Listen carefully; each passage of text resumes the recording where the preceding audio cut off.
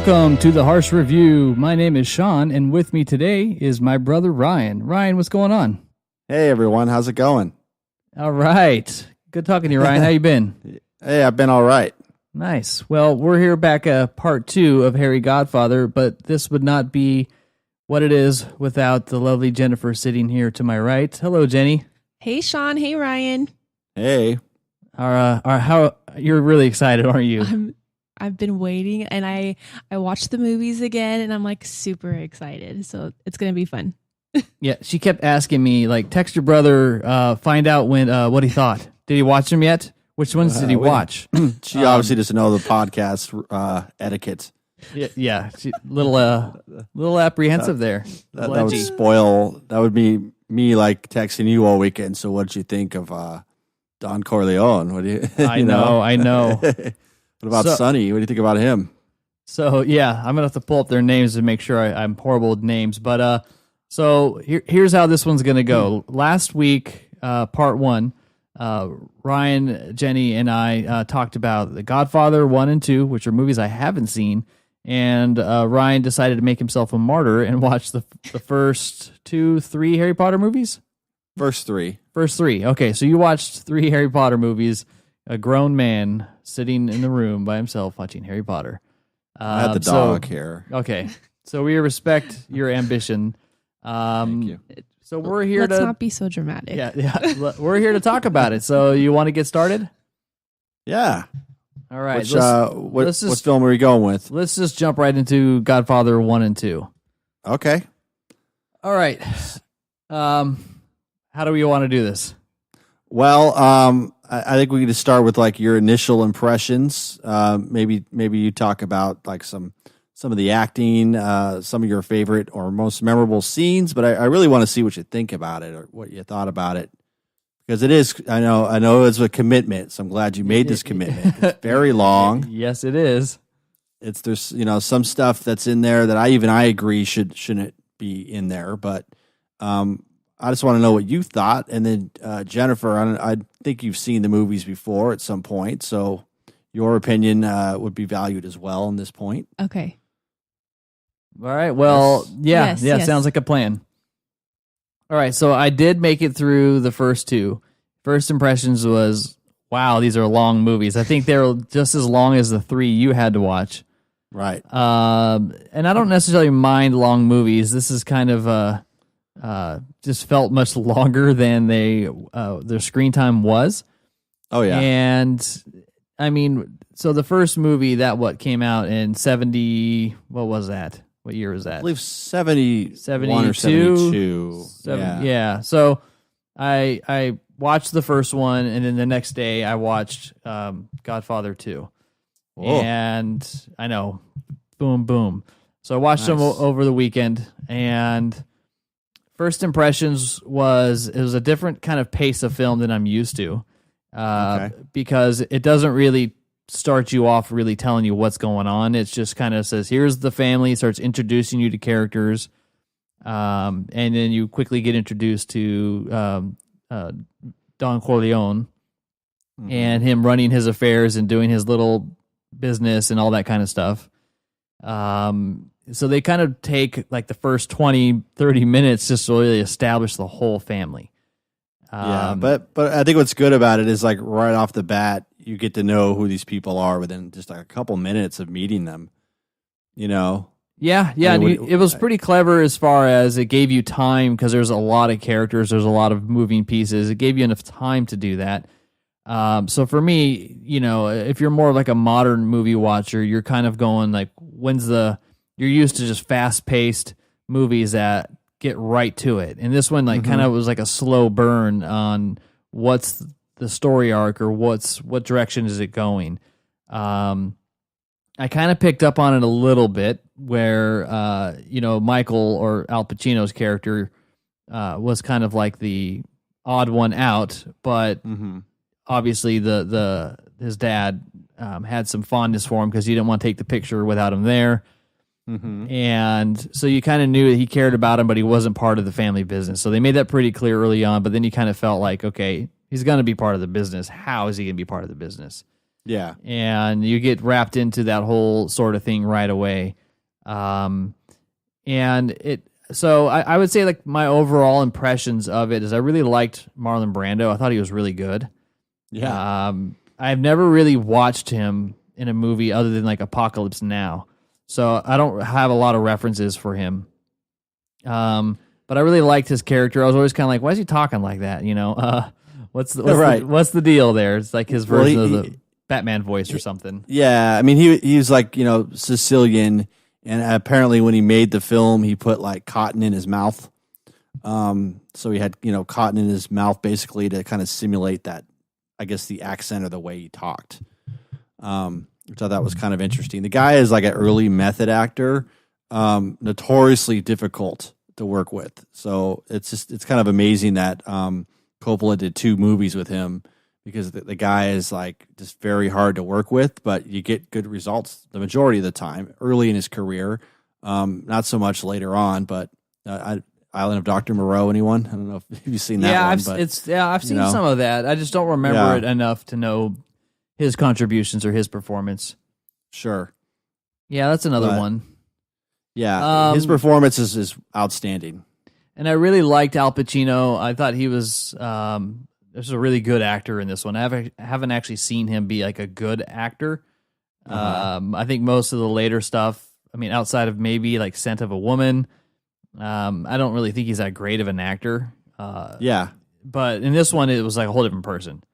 Do you think it's interesting how he started to change into his dad, like as soon as he got hit in the jaw, like even just so like discreet, like talking like his dad almost? Did you kind of pick up on that?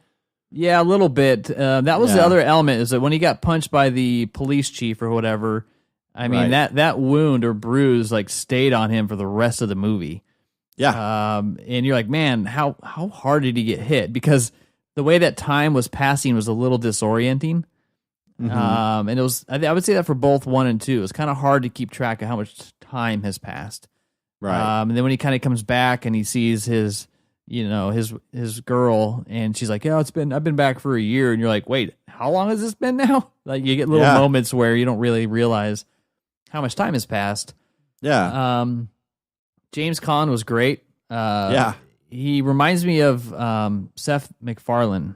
I don't know what it is, but the way that he kind of looks in this movie is a lot like how Seth MacFarlane looks today. So I kept thinking, like, who the hell does this guy remind me of? Like, look it up. I think there's a strong similarity there. Yeah. Trying to think. Robert Duvall had hair, so that was a weird. But he was kind of the lawyer, obviously.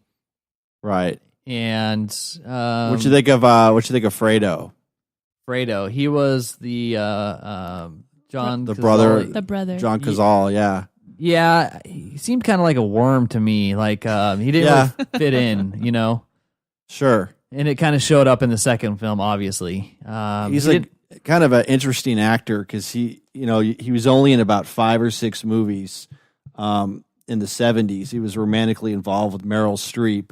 But every movie he was in was like up for an Academy Award, So Deer Hunter, Dog Day Afternoon, The Conversation, Godfather 1, Godfather 2.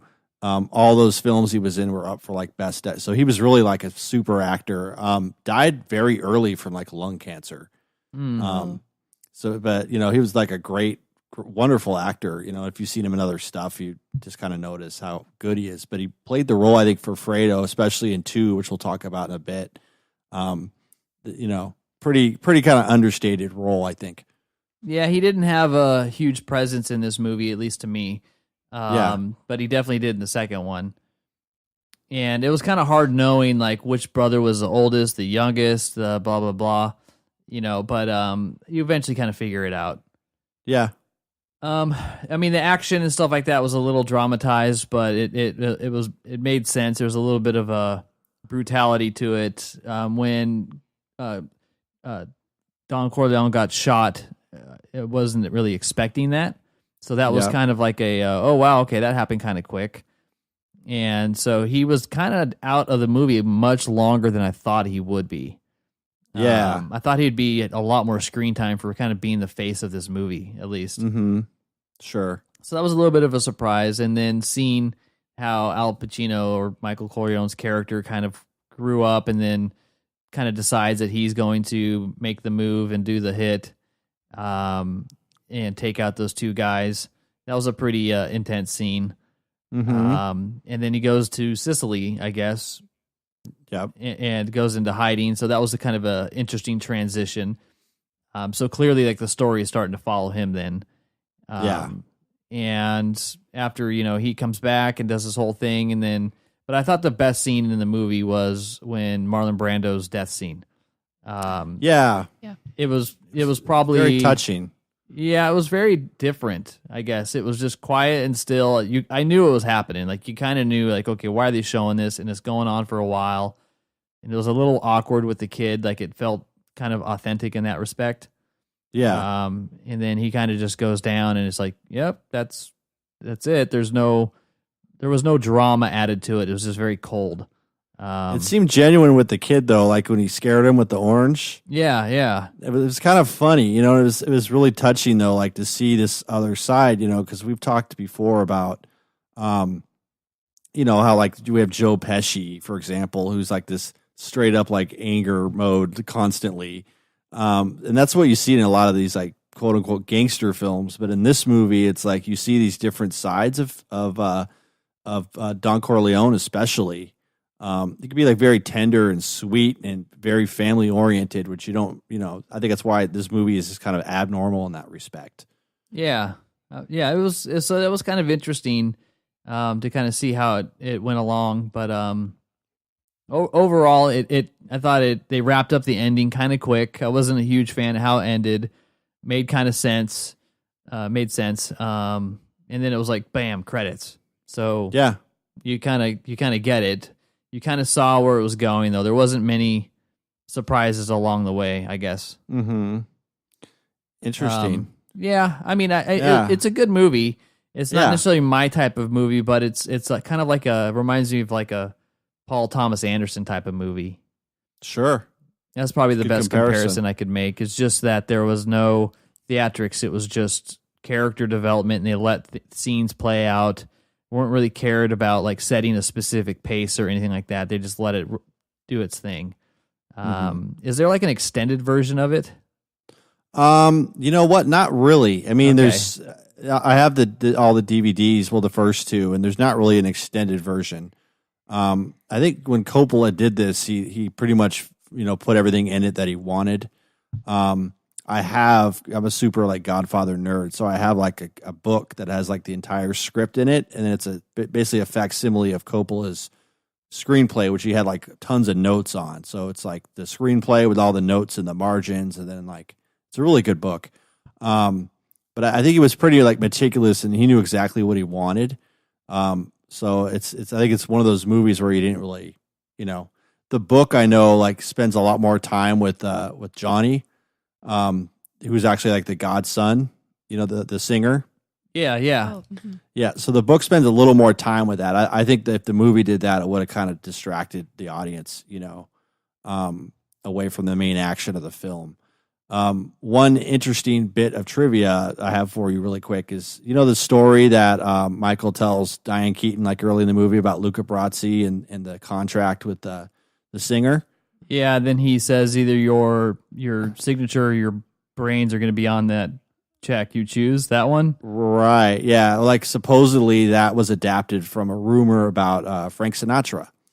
And that kind of started with, like, Frank Sinatra had, like, these mob ties apparently his whole life. So that story, I think, was maybe a rumor or might have been true about Frank Sinatra. That's interesting. And I believe the Luca Brasi character, the guy who played him, was maybe a real gangster at some point or something like that. Like either a wrestler or a gangster or something. He looks scary, though. One of the same. Yeah. Yeah. But, yeah. Yeah, so interesting. Yeah, no kidding. Yeah.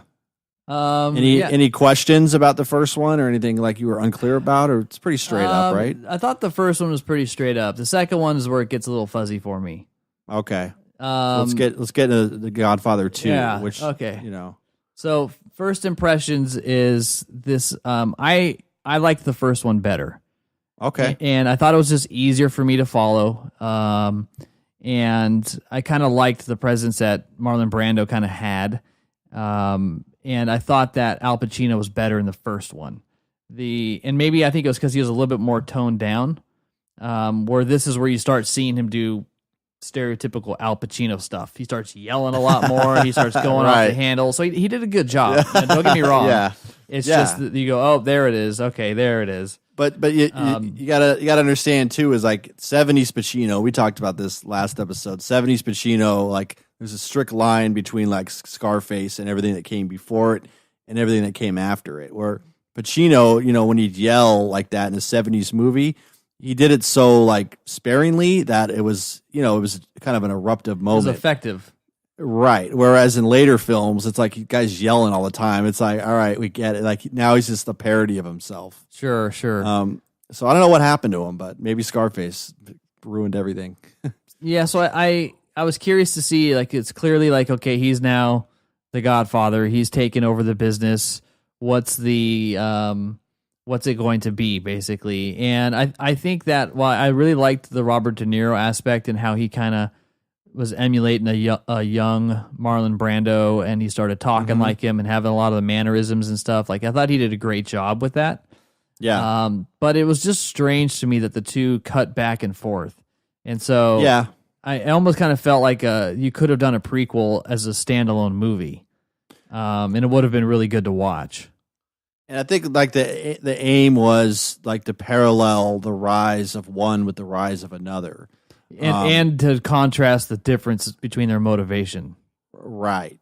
But I mean, it's like, you have two different time periods and you do have two completely different motivations. To me, like Michael Corleone is almost like a Walter White kind of, where he starts out pretty unassuming and, really like sheltered. And then he just becomes this really like his evil kind of character, progressively. Yeah. Everybody starts he's the hating centerpiece. Him. Yeah, he's the centerpiece. So it's like you have to kind of find something in him that might be redeeming. But by the end of 2, there's really nothing much.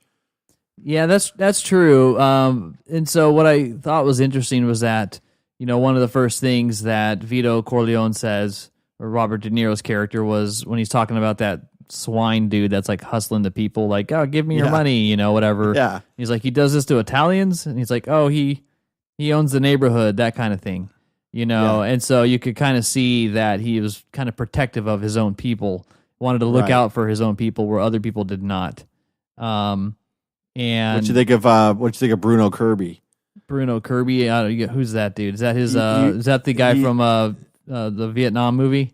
Yeah, Good Morning Vietnam, City Slickers. Yeah, he's exactly as you would think, Right. And if you do, yeah, I saw him and I was like, where the hell do I know this guy from? Right. Yeah, and he aged pretty well. Yeah. Yeah, so I mean, in the second one, really for me, there was the when he went to Cuba, that was a little unexpected. Yeah, and I thought it was a nice progression to like his story and kind of seeing that, the transformation from like East Coast, which I can assume is like New Jersey, New York, over to Nevada for a while, and they're like in the casino business. So you're trying to get caught up on like how the story's been progressing. Right. And it seems that he's kind of starting to overextend the family business a bit, and maybe getting a little too thirsty. Yeah. And so that's what brought him to Cuba. But you also notice that he was actually pretty smart.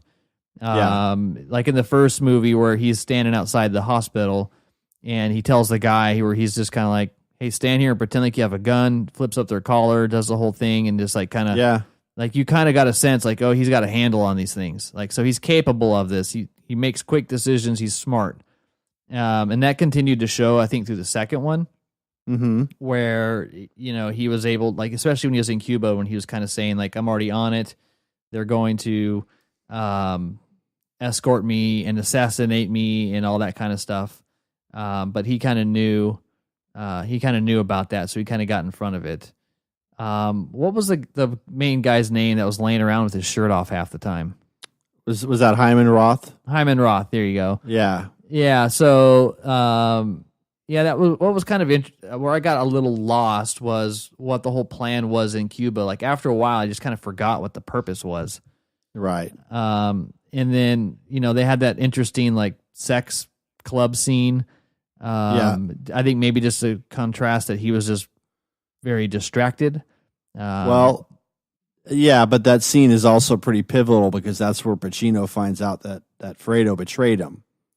Yeah, you kind of had his suspicions. You could see him looking at him the whole time, even when they went out to have coffee and stuff. Yeah, but he says something to the guys like, "This was like, remember when we came here last time?" So Fredo said that to one of the other Johnny Olo. So and that's where he's staring at him, right? And he put it together. Yeah, you're right. So he's like, "Wait a minute, like you're basically conspiring behind my back with this other guy." Yeah, because it all kind of ties into that shooting in the beginning of the film. Mm-hmm. But then he's kind of working with Hyman Roth to take his, Hyman Roth's retiring. He's going to give all his assets up. So that's why Michael's there, just kind of schmoozing him to get all that stuff. But what he doesn't know is that all these other people, in that part where they're cutting the cake up, it's kind of like very symbolic because it's like who's getting the biggest cut and who's coming in to take it. And, from this like old school kind of gangster guy, Hyman Roth. So. And so he didn't have the $2 million, and he was like, "Oh, it was going to be here." Why was it delayed in being delivered? From Pacino, or his older brother was bringing it, and he had it in a briefcase. And so Fredo was like, "Oh, if the people on the plane knew I had $2 million, you want to see it?" Because he said, "Do you have the money?" and that kind of stuff. And he was like, "It'll get here," and he was kind of doing that whole angle. Yeah, I think I was just kind of Fredo doing, just being Fredo. Late. Okay. Yeah, how he was in Vegas in the first one. Yeah, I gotcha. Kissing Mo Green's ass and like, I gotcha. Yeah, but the guy who played Hyman Roth, his name's Lee Strasberg, and he was basically, he didn't really do a lot of like movie acting. He was a acting coach. And he like trained a lot of people. So like it's interesting because a lot of the people that he did coach, he got a Best Supporting Actor nomination for Godfather 2. But some of the people he coached were Dustin Hoffman, James Dean, Marilyn Monroe, Paul Newman, Ellen Burstyn, Al Pacino, and others. So kind of interesting that this guy showed up in the movie. Yeah, that's interesting. Yeah. And so once, Cuba kind of plays out and he kind of gets out of there during like the revolution, I assume, where it's just like, yep, let's go. We're out of here. Yeah. I like that dude that was trying to kill him. That guy was cool. Did he kill him or he tried? I don't remember. He tried. He tried. And then they walked in and iced him. Yeah. Right. Yeah. So that was kind of cool. I know that dude's like a creeper. Right. Yeah, and so it goes kind of as expected, where, it's kind of sad. He has his older brother killed. He won't let people out of the family. He's very controlling. He's got this huge complex wherever the hell he lives. Like, I want to know where they filmed that. He's got hound dogs, like all kinds of stuff. Like, they really quickly just said, like, yep, things have grown quite a bit.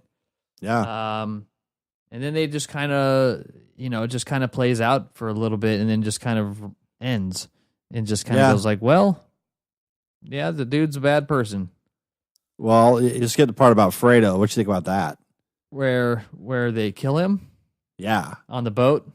Yeah. Yeah, he knew it too. It was like, you betrayed it, you got to pay the ultimate price. Yeah. But it was kind of done well. Did you feel sadness or anything? Like, that was pretty sad. I mean, well, you have a lot of empathy for being associated in that, and I don't really understand what his motivation was though. For Michael? No, for Fredo. Like when he what explain to me the exact betrayal and what his motivation was, because he said he was mad at him at one point. Yeah, he was just kind of resentful, and he kind of said it in that speech where he's like, I'm older than you and I'm smart and you guys treat me stupid. So basically, like, he went behind Michael's back and then conspired with some people to more or less like have him, bought out and then like killed. So that was, and then so he found out about this kind of going behind the family's back, because he still kind of retains his dad's Michael. He retains his dad's thing about you have to act as a family. You can't show weakness in front of others. You can't show other people that you're selling them out. And so the fact that he found out Fredo was like tried to have him killed and all this stuff, and in a kind of an offhand way, indirectly, was why he, Yeah. but it really shows like how kind of cold hearted he's become by that point. You try to kill me in my room, in the right. bed where my wife sleeps, Yeah. on the floor where my kids play with their toys, right, or something like that. My children. Yeah. So, But then Fredo's like speech is like, "Yeah, I'm smart. I'm dumb, but I'm smart." yeah. So like it's really kind of heartrending though, man. I mean, it's just like this is a messed up family, Oh, for sure. Kind of unified by violence. So And I think the only other question I had was, and maybe this is how it was, but when young Corleone, or De Niro's character Vito wins over the guy with $100 because he's like, oh, we got to give him 600, and he's like, don't worry, I got this. And he goes in and he's like, I bet there's $100 under my hat, and then he just kind of says, hey, we'll get it to you. Things happen and blah blah blah. And he's like, all right, you got balls. Like what? It didn't really seem like a strong conversion point at that time, or any of that kind of business. Like, what was it that he liked, that he just stood up to him, or what? I think it's like an Italian machismo thing. You know what I mean? Like he just kind of respected the fact this guy was like everyone else, just like throwing money at him. You know what I mean? But I didn't think he'd see him killing him. And that scene was kind of cool. I mean, it was. Yeah. I like 2 a lot because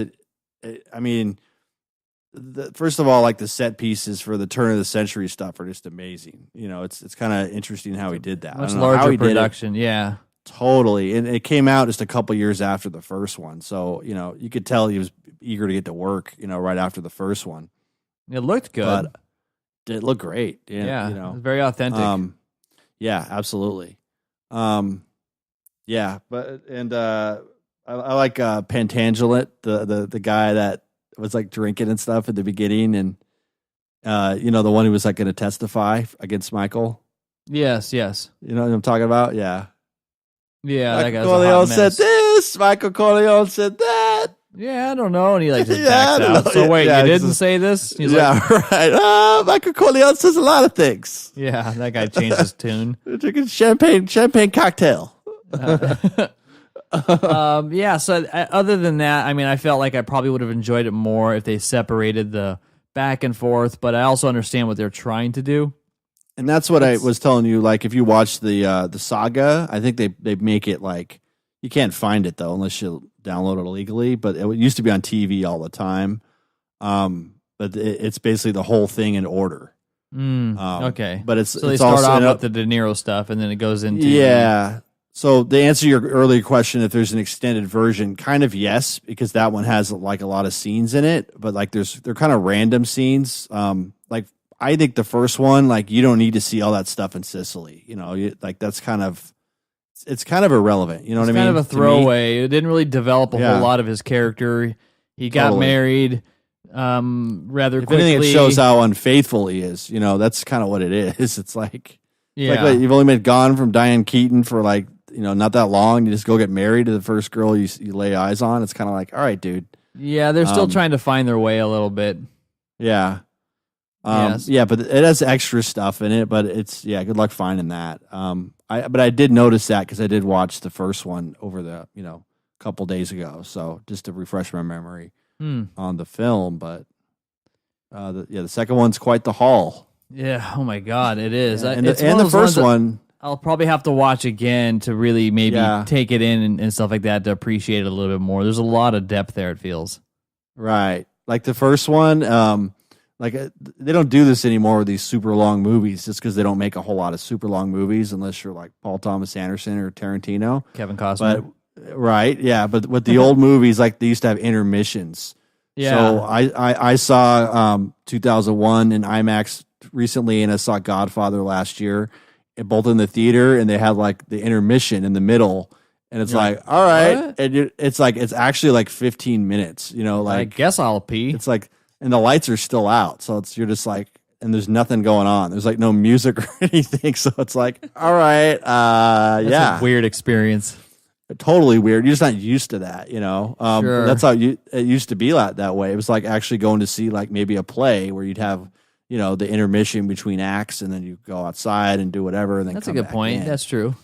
So I think a lot of movies were framed that way. And so what I really like about The Godfathers to me is like they don't make movies like those anymore at all. Got like people even like PTA, they don't even really get too close to them. But they definitely, like, I think they still stand the test of time. I'll throw them on every now and then and watch them. I think they're great. Yeah, I mean, I went into it with an open mind of kind of going like, I know these movies are really good, and I don't know why. And as I'm watching it, I'm trying to figure out like, so why is this really good? Like, and not to insult it, but like it's tough watching a movie you've heard about for so long and not seen. Right.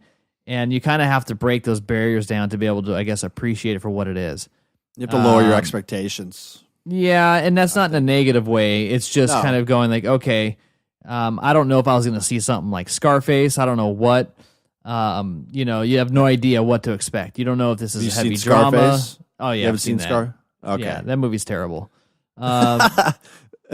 It's almost like a comedy. It is. Yeah. You know what? Like I used to be into that movie, and now like I have it, and it's like I'll put it on, and it is a comedy because it's like the montage alone will get you. Oh yeah, it's great. Over the top. Well, they could have taken in Godfather 2 all the Cuba moments, and it's almost kind of like the same character. Like you can see, like it feels like Scarface all of a sudden, having him just sitting in chairs and staring at people, and glaring. Yeah, that's like his rehearsal for Scarface, I guess. Manolo, shoot this piece of shit. Yeah, hey Manolo. Yeah, who says you was? Who says you was one? That's the worst Cuban accent, by the way. Yeah. Sorry. Yeah. Well, we're going to do a whole episode on Scarface, and you're going to be the lead host. All right. Any last words for Godfather 1 and 2? No, I'm glad you saw them. I'm glad you got some takeaways. Definitely you could check that off your bucket list. Yeah, I would say these movies, if you haven't seen them and you kind of, if you listen to this podcast and you kind of relate to my style a little bit differently, it's always nice to watch movie history. And it's always nice to see like where actors got their roots and where they started from, especially with like iconic people like Al Pacino and Robert De Niro. And you heard all about Marlon Brando, but you don't really know why he's good. And I see so many older movies with like these iconic actors. And I'm like, God, these guys suck. Like they're not like anywhere compared to like modern acting. But I felt like Brando was an exception to that for sure. Yeah. I mean, check out some of his older movies too. He's, Streetcar Named Desire, On the Waterfront. Those are great films. Yeah. No, I might have to. Yeah, he's fantastic. All right. Yeah. Well, we got it done. We did. All right. So half of it. Yeah, half of it. All right. So I'm going to sit back for a moment and just watch Jenny geek out as you two talk about Harry Potter. And you're not gonna like leave the mic. No, I'm just gonna sit back and drink some whiskey and smoke a cigar and just enjoy the show. Okay. All right, take it away, guys. All right, so I'm gonna approach this a little differently than you. I'm not really gonna go into like plot details. I'm really just gonna go into impressions. Okay. Because the thing is with me and stuff like this, compared mostly like Game of Thrones. Like with Game of Thrones, like I don't know everyone's name. Okay. And that's how it is with Harry Potter. I don't half the time I don't really know what's going on. Like I kind of do, but then I'm like, maybe I don't, but it's more like with stuff like this, I just kind of immerse myself in it and see what happens. So my challenge was to watch the first 3. Yes. And I had to be honest with you, I quite enjoyed them. Okay? Oh, good. Yeah, so I really liked them. They were good. I'd like to watch the rest of them. Okay. I did take some like kind of notes on them. Just to let you know what I thought. So I guess I'll just kind of skip over. I'll start with the first one and just kind of give my impressions. Okay, awesome. Sounds good. Okay, so the first one, CGI was cheesy. It was so bad. Yes, I agree with you. Yeah, it was like really. It looked like a high school play. At times, Yeah, I mean, I know it was however long ago, whatever, but it's like Yeah. my thing is like if this is such a huge franchise, I know at the time, I know it was gaining traction and whatever, but like they could have done a little better with that. How many books were out before the first movie came out? Jenny, Oh gosh. Don't you just remember? No, I don't just remember. Okay, so the first book came out in 97. I want to say the first 3, probably the first 4 books were out by the time the Okay, first so movie there's already came out. like the movie came out in 2001, Sorcerer's Stone. So there's already about 4 years. So 2 or 3 books. They came Yeah. out. No, The like books 3 or came out 3 or every 4 year or every 3 other or year. 4 books were out by then. Were they out? The books out every year or every other year? No. So the first book came out 97, the second one 98, I believe, but let me double check. Uh-huh. And then it kind of slowed down after that. Yeah, they started getting bigger. Yes, they started getting much bigger. Okay, Yeah. so it's not like R.R. Martin where you have to wait like for your first child to be born before another movie comes out. right? Right. Yeah, Taking like, a so- I'm sweet still ass working time. on it, just rolling Yeah, in all right. bills of money like Your Scrooge McDuck. Beard is growing longer as we're waiting here, sir. So Okay, so I have it here. So Sorcerer's Stone, the book, came out in 97. Chamber of Secrets came out in 98. Prisoner of Azkaban, 99. And then the fourth one is The Goblet of Fire, came out in 2000. So it was like 4 books once a year. And then and then after the 4th book, then that's when she was still in the process of writing the other ones. So we had to wait. Okay. So the first 4 were out by the time the first movie came out. All right, sorry. Continue. Yes. all right. Sorry, go. So yeah, CGI is bad. Talk about the characters for a minute. Okay. Hermione is just kind of like an annoying nerd. Uh-huh. But as like I kind of watched her progression through the first couple movies, she's probably like the most talented one. Yes. In terms of her abilities. Mm-hmm. She has the most like control over them. She's like makes the best decisions. Ron's a pussy. I was getting a little annoyed with like his wailing and his like over every little thing, everything. I mean, it was kind of like a little too exaggerated. Like I'm interested to see if he mans up at some point because I'm gonna watch the rest of them at some point. Don't worry. So and we could always revisit my impressions of the latter half or whatever. But hopefully he mans up at some point. And, I mean, this guy's a wizard, so it's like you're wondering like if he's such a coward, like why are you doing it? Why'd you get picked to do this, dude? So But sorry. Harry like seems to be like kind of inept at times, like just not really sure of what he's doing. You know what I mean? Mm-hmm. Not really trusting in his abilities, or just kind of not really like always knowing what he's doing. Yeah, that's kind of the impression I got. Yeah, he's a little insecure for sure. Yeah, which is like so I think the movie and the series really functions as like not only because a lot of these things it's like it's kind of dressed up as something else. So it's really about like adolescence and growing up. And that's kind of what I took away from this series. And just kind of like, so I'm interested to see, as the characters get older, like what kind of stuff, other stuff he's struggling with. He's obviously dealing with like the death of his parents. And like, he's not really sure what happened. And so that obviously weighs on him. My biggest concern was like in the first movies living in a closet, and I'm like, they don't have like CPS in Britain or whatever. Like, right? No child protective services. Kids living in a freaking closet. They treat them like shit. Yeah. And then at the end of the movie, they send them back there. So I was like, I don't know if I found that believable, or that was just kind of like, well, someone dropped the ball here because, movies, like these characters supposed to go through some kind of progression, the hero's journey or whatever. So he starts out living in a closet. End of first movie, he's still living in a closet. At least in the second movie, he has his own room. Yeah. With these awful people that he's living with. So I found it kind of interesting to see that. Moving on to the second movie, you have Dobby, or is that it, Dobby? Yes, Dobby. That's a Smeagol ripoff. So that's like that's kind of what I took away from that. That was The kind of man Smeagol. Yeah, right. Like I was alarmed at like the lack of diversity. I think I counted like 1 or 2 white or black people, and then the rest of people were all white. So that was a little like threw me off a little bit. let's see, the spiders and the water snake. I think in the second one were pretty cool. I like that. The ghost girl was very creepy. Oh, Moaning Myrtle in the yeah. In the I just wrote Ghost Girl. I didn't even know her name. That's what my notes say. It says Ghost Girl. So that was, but with the first two to me were just kind of like in the same breed, like really horrible, awful, like CGI. Yeah. Acting was good. It's good to see all these like Brits pop up and do their little thing. But then I noticed like an obviously tone change with the third one. And that was mainly because the director was a different guy. Yeah. So before you get to the third one, what did you think of the adult cast in the first two?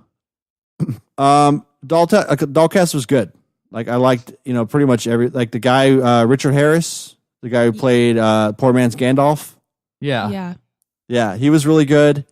But did you? I like Kenneth Branagh. Like he played this kind like that kind of smarmy, like, huckster magician or whatever. Mm-hmm. He was good. He was good. Like all the female roles were pretty good. I think was Emma Thompson. Is she in the second one, or the third one? The third one.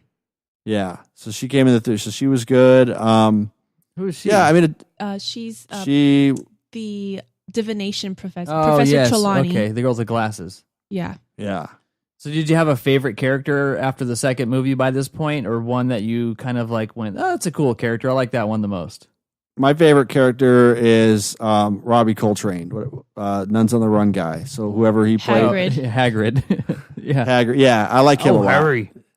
Yeah, he's great. Okay. I like that. I like that character. All right. So then you arrive to the third movie. Yeah. So, with the third movie, it's like, again, you get like this obvious tone change because you have a different director. Yeah. So it became like less of a kid's movie. And so it's like you notice the cinematography was a lot better. Mm-hmm. The CGI was way better, so it was quite an advancement almost. And then, it started to get a little bit darker. You could, I like seeing VM Varga, the guy who changed into a werewolf. Yes.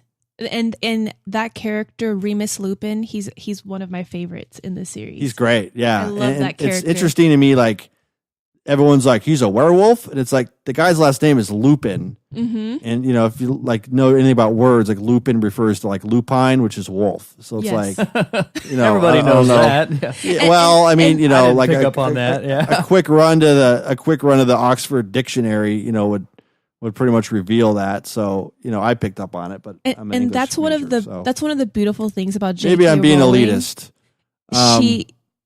No, go ahead. But that was really cool. Gary Oldman was great. That was a really cool kid. He looked different. Like he didn't look like Gary Oldman for a minute. So that was really cool. But it became like really dark around the third one, like near the end, in the kind of the tone. So that was portentous of, I guess, things to come later on in the series, right? Like apparently it gets darker. Yes, it does, and yeah, and it'll get much darker as the series progresses, for sure. Oh, and so with the guy's last name being Lupin, isn't that like a theme or like a trend that J.K. Rowling does in her movies?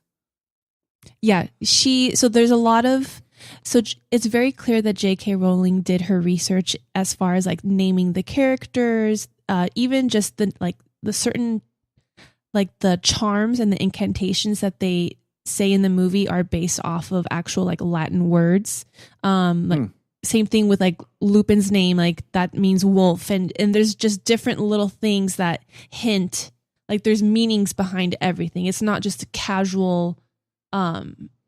She doesn't go about casually about the way she writes her book. She does a lot of research before she writes it all down. Yeah, she's great. I like that because it really kind of like it doesn't insult the reader. You know what I mean? Mm-hmm. So whether you're a little kid or an adult, it's like you're eventually going to find out what it means. Yeah. So I like it when writers put in like a little time and research, and they're not just cashing a check.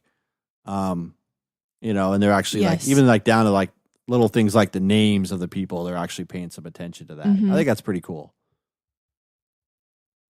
Yeah. But I did enjoy the first three, and I'll be getting to the other ones in due time. Awesome. So would you say the third one was your favorite from the first three so far? Oh yeah, so far definitely. Like I said, the first two to me, I mean, they're the first two were just basically establishing character, you know, and then just kind of setting everything up. And it is cool to see how they're getting older though. So I think that's kind of cool to see that. It's nice when they keep the whole cast. But I did find out like Richard Harris, I think, passed away. Yeah, he did around the second or third one, and they replaced him with someone else. Yes. So Richard Harris did the first two movies. He was Gandalf for the first two. I'm not. See, now you have me saying Gandalf. Yeah. He was Dumbledore for the first two. Okay. And then the third one, it was Michael Gambon, I believe. Gammon, okay. Yeah. Michael Gambon played Dumbledore from the third one on. And I personally, I think Richard Harris did a lovely job portraying Dumbledore in the first two. He's the closest one that, like, the closest Dumbledore that is portrayed in the books as far as like his character.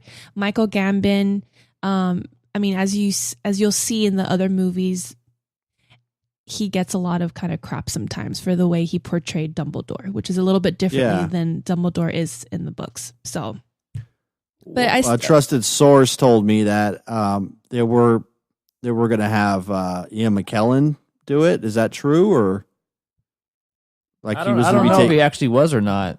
Yeah, I don't know. Yes, you know what? They were.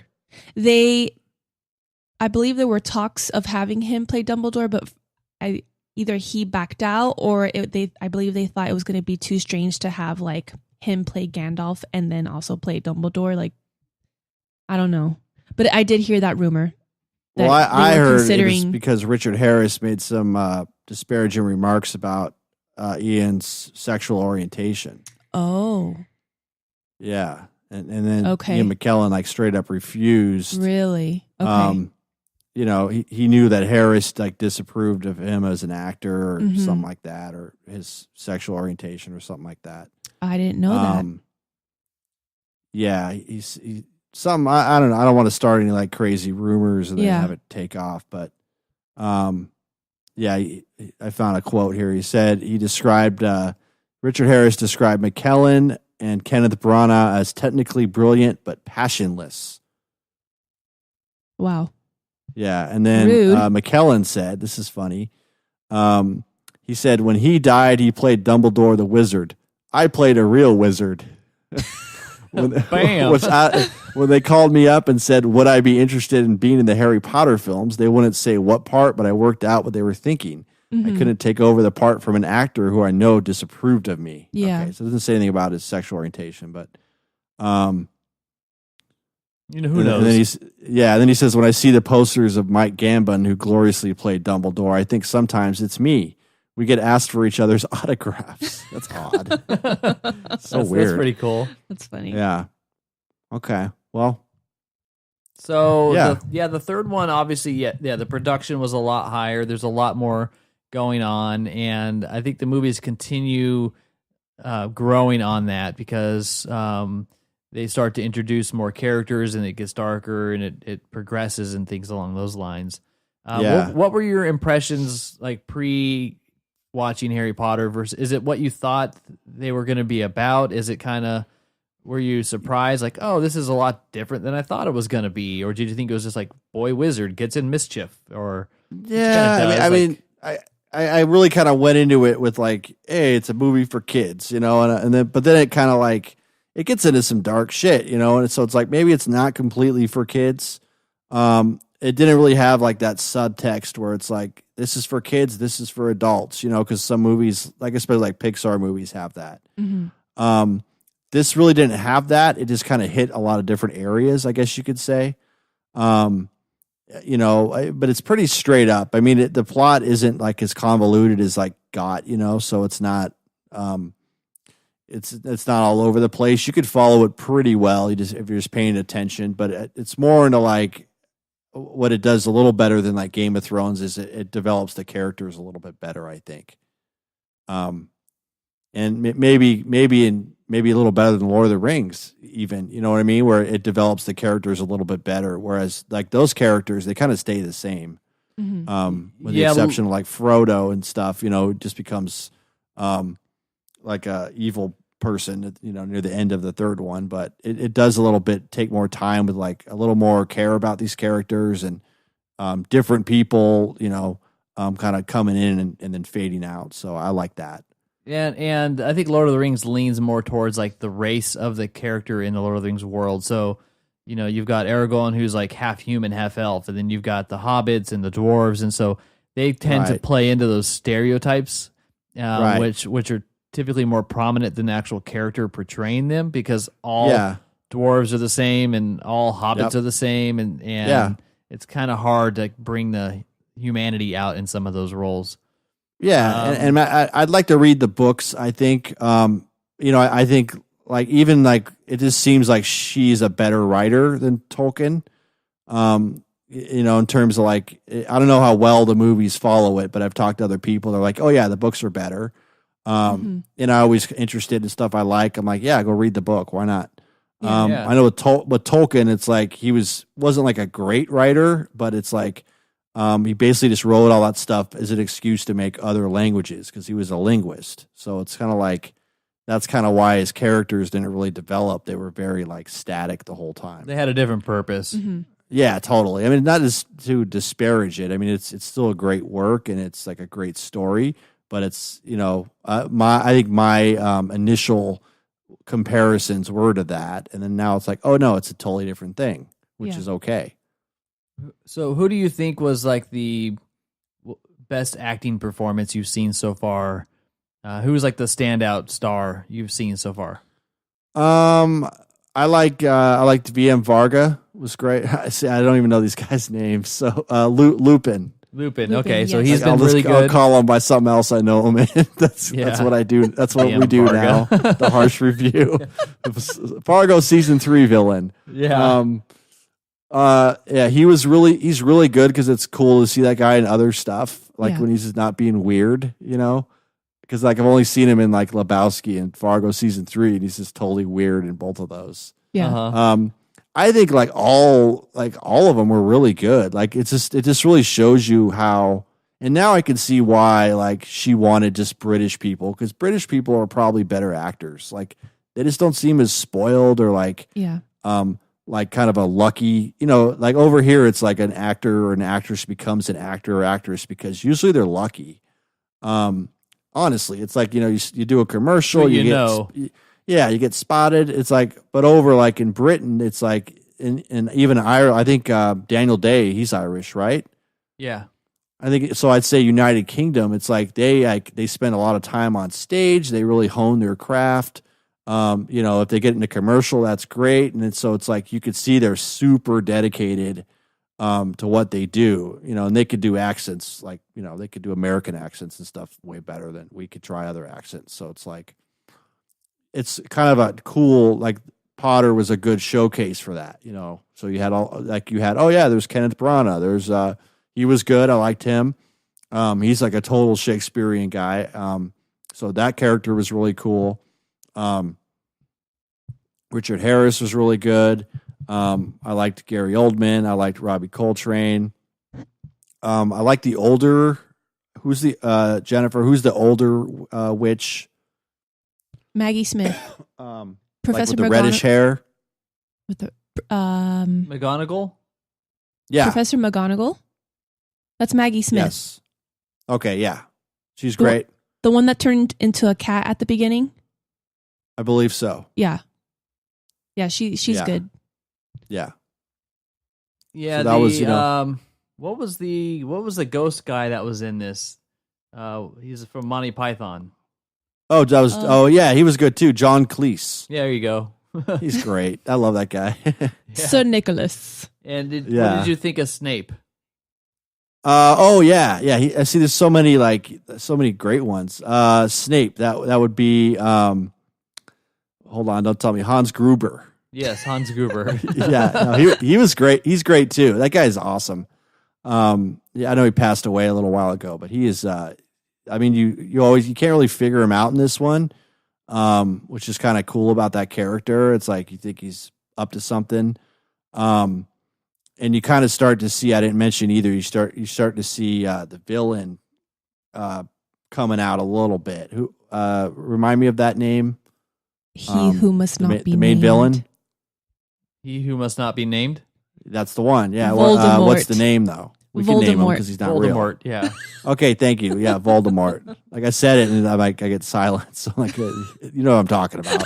Yeah. We're respecting the rules here of Okay. Yeah. Yeah. That was cool. Can't wait to see Ray Fiennes playing him. Yeah, he Because we saw a young one, I think. Yeah, you'll have to wait for the next one for him Okay. to show up. Is Yeah, it the it's fourth always- movie? Mhm. Yeah. Okay. It's always cool to see a great villain, though. Yeah. So I'm looking forward to that. Cool. Yeah. All right. Well, I'm glad you enjoyed them. Yes, Yes. that makes me really happy. I feel like I've converted another person to Harry Potter. Yes. Yeah. Well, It's like when a Jehovah's Witness converts someone. It's the same feeling, I'm sure. You know, it's like, yay, you've been Yes. indoctrinated. No your birthdays for you. Salvation Yeah. is arrived. No birthdays for you, sir. So, are we Okay. going to be doing a part 3 where you finish out the franchise? Yeah, we could. Yeah. We I could think do we that. should. Yeah. I mean, I don't know if I should. I don't know if I'll make you watch Godfather 3 unless I'm super sadistic. Yeah. Um, no, you maybe I watch would- that one movie with what's his head? I don't know. Yeah. Anyway. That one movie, I think yeah. several movies. Yeah, with what's his head? Good description there. Yeah. That one guy and that one movie. Yes. So, Jenny, but we're going to move into some trivia here in a moment. But first, we have a mission for you, Ryan. Okay. Jenny, why don't you take it away? Yeah. Okay. Another mission. So Ryan, in the first Harry Potter, in Okay. the Sorcerer's Stone, the kids arrive at Hogwarts, and they have to be sorted into their houses. Now, what house do you think you would be in? Now I got to remember the names of the houses. So Okay. I know. Do you want me to help you with the names? Yeah, a little Yeah. bit. Okay. So there's Gryffindor, Okay. there's Ravenclaw, Hufflepuff, and Slytherin. Okay. So Slytherin is that little shit kid Malfoy. Yes. I don't like that kid. Me The neither. Slick back blonde hair. Yeah. Yeah. Yeah. A young Johnny. Sweep the Right. Malfoy. Yeah. Yeah, I don't like him.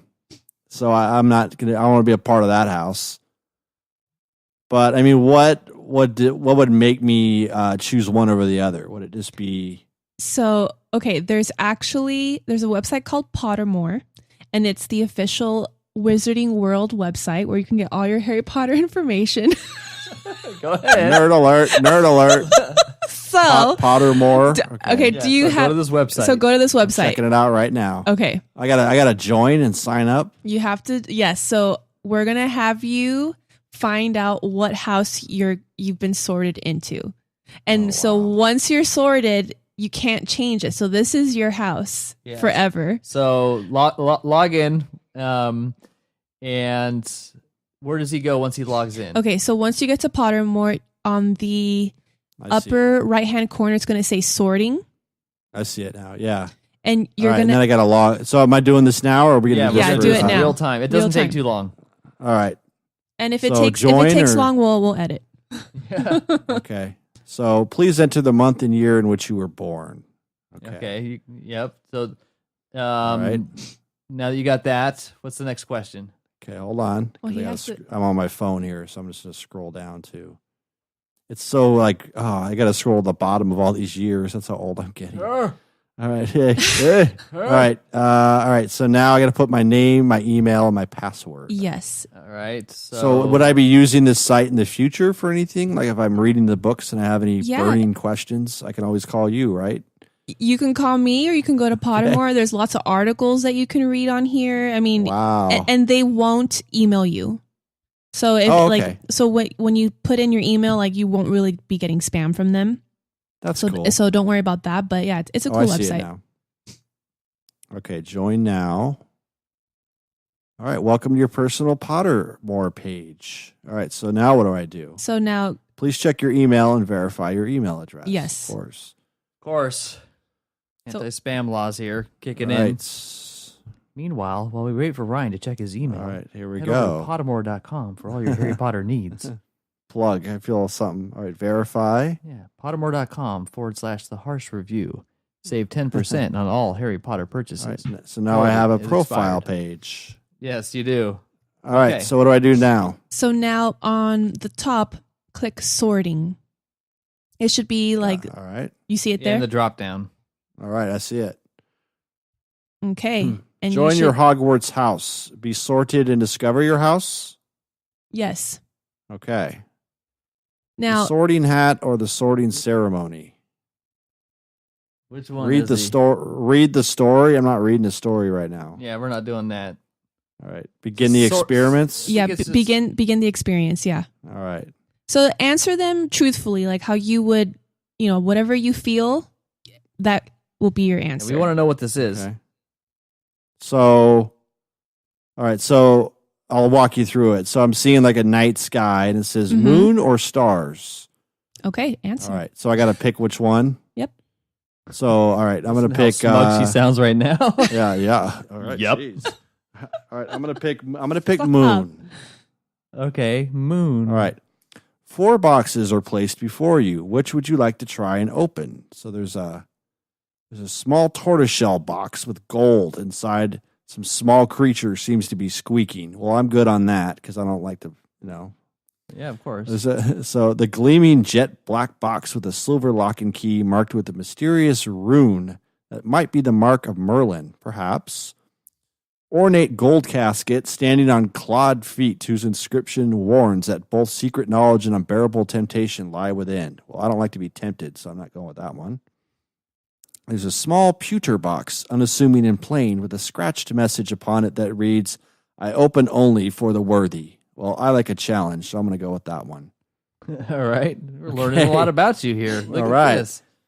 This is like a personality profile. This is not a Yeah, like. you will be matched with your mate in no time. Some This is what the female FBI wizard gives shows to up. the FBI gives us potential serial killers. Like, how would you like to be known to history? The wise, the good, the great, the bold. I like the wise. Of course. Prefer to be known as wise. All right. Late at night, walking alone down the street, that's something I wouldn't be doing. You hear a peculiar cry that you believe to have a magical source.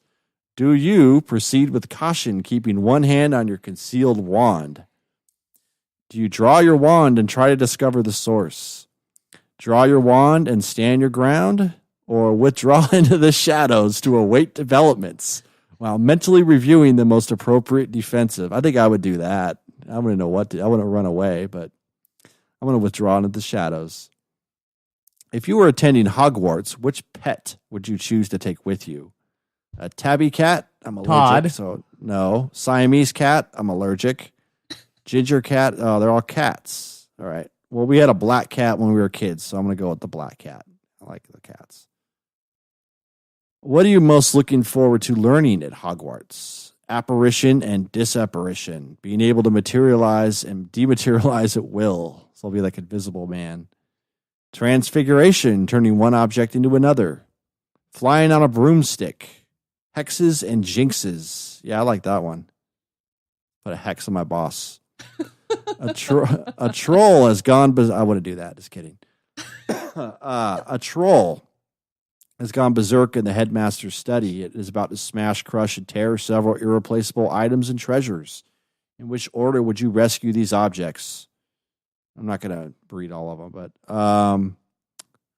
Dragonpox cure, student records, and a book going back 1,000 years. So I think I would rescue the Dragonpox, then the mysterious book, and then the student records. Nobody cares about student records going back 1,000 years. I'm going to go with that one. Left or right? Well, right. Is that my political leaning, or what is that? It's up to your interpretation. I'm right-handed, so let's go with that one. Right answer. All right. I am a Gryffindor. Oh, wow. Why is that funny, Sean? No, nothing. It's just, you'd be rolling with Harry and friends, I guess, right? You're That's one of those guys. awesome. Good What for are you, Sean? I'm a Ravenclaw.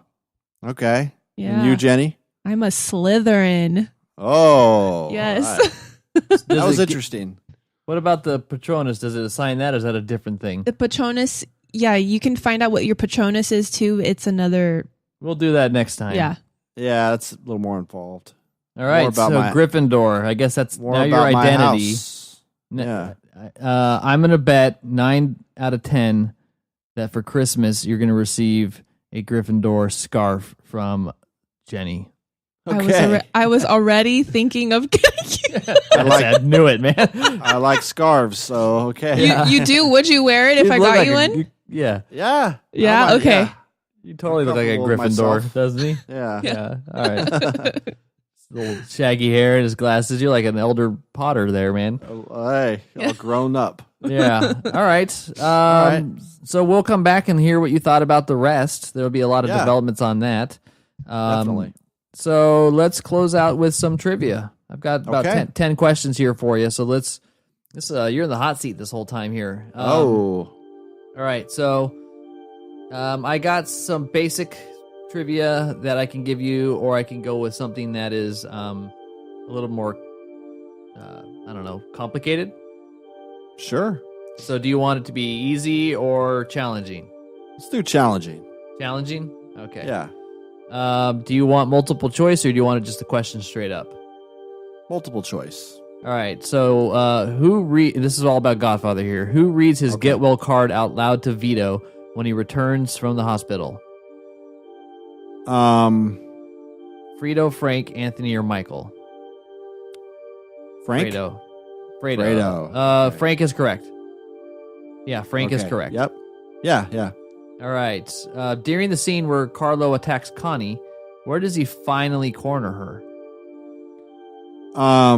There's like a cabinet with some plates in it. Bathroom. Oh, Yes. that was an awful scene. Yeah. Did Connie have a wedding cake? Yes or no? Yeah. That is correct. Yeah. All right. Who did not expect to be invited to Connie's wedding? Luca Brazzi. Luca Brazzi is correct. On the day of your daughter's wedding, I am honored. I am And honored. May your child and your firstborn child be a masculine child. I know you are busy, Don Corleone, so I'm going to leave you now. Pretty much it. There you go. All right. Yeah. What color coat is Kay wearing when Michael shuts the door on her face? Red and brown, red and black, brown and white, black and gray. Is it brown and white? It is black and gray. Okay. What is Kay eating at Connie's wedding? Lasagna. Let's see, that would be cake. Ah, because he was asking her how. No, I'm lasagna sorry, was. you're right. It is lasagna. Look at Yeah. you. I'm reading the wrong Look at thing me. here. Apologies. Yeah, it's all right. Where did Santino find Tom Hagen when they were children? Tom Hagen Tom Hagen. found him out in the streets. Yeah, he found him on the streets. Sonny Yeah. found Tom on the street, and he's He had been with no us home. ever since. Yes.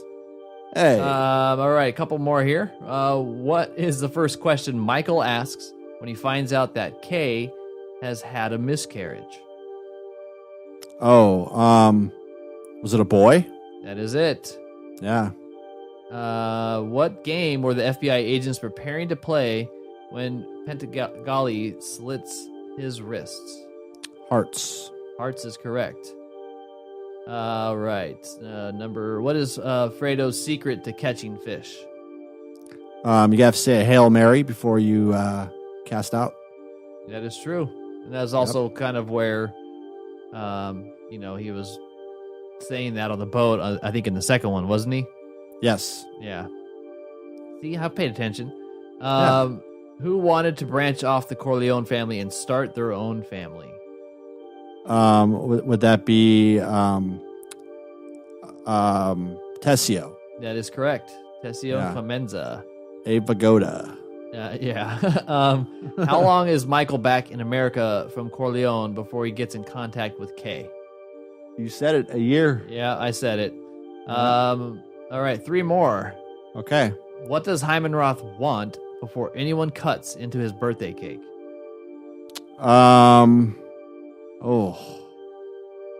A toast? Like they have so to you toast? have the song Jolly Good Fellow, a prayer, everyone to see the cake, or a toast to Michael? Oh, everyone to see the cake. Yeah, everyone to see the cake. Yeah. What kind of drink does Fredo order when he is with Michael in Cuba? Is it a mojito? How do you say in Spanish? Banana daiquiri. Oh. Remember that? He's like, how do you say banana daiquiri in Spanish? He says, Oh, banana yeah. daiquiri. That's right. And Michael has a club soda. Dummy. And why does Connie come to see Michael at Anthony's first communion reception? She wants his blessing on her new marriage. She wants to help raise Anthony. She finds out he killed Carlo. She needs money. She finds out he killed Carlo. Not the correct answer. She needs money. She wants to marry Merle, but is short on cash. That's right. All right. Not too bad. All right. There's a little blend there. If you've seen The Godfathers, Sure. maybe you followed along, or if you're not, you're just waiting for this to end. But rumor has it you've got some questions for our resident Potter nerd over here. Is that true? Yep, I sure do, and these aren't easy. All right. Okay, let's see. So give some I'll context. give you- Are these for the whole franchise, or are we talking 3 movies? Yeah, it looks like it. It's like the article or whatever leads off with, so you think you're a Harry Potter pro? Then prove it. All Okay. right. I'm just going to sit back on this one. Yeah. All right. Have at it. Yeah. All Casual fans, step aside. Only the most passionate Potterhead can ace our expert quiz. Okay. Take the ultimate Harry Potter trivia test to find out if you're more clever than Hermione or if you're more of a troll in the dungeon. All right, so I will read these to you, and if you want multiple choice, just ask. Okay. But some of these are just, you could pretty much figure them out. Okay. I think you'll do okay. What color are Dobby the house elf's eyes? Brown, blue, green, or black? I want to say brown.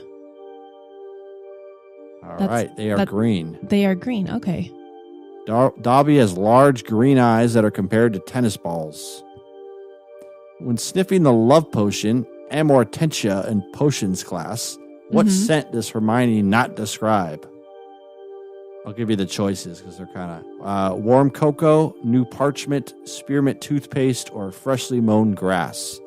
Which one warm, does she not describe? warm cocoa. Yes, very good. Yeah. Who was the Hogwarts headmaster before Albus Dumbledore? Oh gosh. You want some choices? Yes, please. Flammel, Scribengauer, Nigelius, Dippet. So, okay, it's not Flamel. It's not Okay. Scrimger. What were the last two? Nigellus and Dippet. Nigellus. I want to say Dippet. That's my Good. Yeah. Okay. All right. Yeah. After Dumbledore. Oh, that's great. Oh, did it spoil it for you? Yeah. No. Thanks, stupid quiz. Oh, Well, the guy's no. old as the guy's old as hell. Oh no! I'm gonna I feel skip it. so sad for you.